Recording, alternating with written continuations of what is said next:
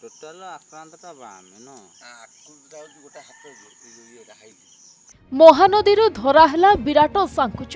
ଚୌମୁହାଣୀରୁ ଧରା ହେଲା 3 କ୍ୱିଣ୍ଟାଲ 90 କେଜିର ଏକ ବିରାଟ ସାଙ୍କୁଚ ମାଛ। ଏତେ ବଡ଼ ମାଛ ଧରା ପଡ଼ିବା ଏବେ ପାରାଦୀପରେ ପ୍ରଥମ ଘଟଣା ହୋଇଥିବା ବେଳେ ମହାନଦୀରେ ଧରା ପଡ଼ିବା ମଧ୍ୟ ବିରଳ ଘଟଣା। ଏହି ପ୍ରଜାତିର ମାଛ ଗଭୀର ସମୁଦ୍ରରେ ଦେଖିବାକୁ ମିଳେ।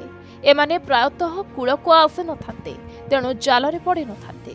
ମାଛଟି କୌଣସି କାରଣରୁ ମହାନଦୀ ମୁହାଣ ଦେଇ ମହାନଦୀରେ ପଶିଛି ଏବଂ ସ୍ଥାନୀୟ କିଛି ମତ୍ସ୍ୟଜୀବୀ ଯେଉଁମାନେ ମହାନଦୀରେ ମାଛ ଧରନ୍ତି ସେମାନଙ୍କ ଜାଲରେ ଗତକାଲି ସନ୍ଧ୍ୟାରେ ପଡ଼ିଥିଲା। ତେବେ ଯାହାକୁ ଦେଖି ପ୍ରଥମେ ମତ୍ସ୍ୟଜୀବୀମାନେ ଭୟଭୀତ ହୋଇଯାଇଥିଲେ। ତେବେ ଜାଲ ସହ ନଦୀ କୂଳକୁ ଟାଣି ଟାଣି ଆଣିଥିଲେ ଏବଂ ଏହାକୁ ଏକ ଟାଟା ଏସି ଗାଡ଼ିରେ ବାଲି ପ୍ଲଟକୁ ନେବା ନେଇ ସେଠାରେ ନିଲାମ ଡକାଇଥିଲେ। ମାଛଟିର ଓଜନ 3 କ୍ୱିଣ୍ଟାଲ 90 କିଲୋ ହୋଇଥିବା ବେଳେ ଏହା 68,000 ଟଙ୍କାରେ ନିଲାମ ହୋଇଛି। ତେବେ ଉକ୍ତ ବ୍ୟବସାୟୀ ଏହାକୁ କାଟି ପ୍ୟାକିଂ କରି ଦୀଘା ବଜାରରେ ବିକ୍ରୟ ପାଇଁ ନେଇଥିବା ଜଣାପଡ଼ିଛି। ପାରାଦୀପରୁ ପ୍ରଶାନ୍ତ ରାଉତଙ୍କ ରିପୋର୍ଟ, ପ୍ରତିଦିନ ଟିଭି।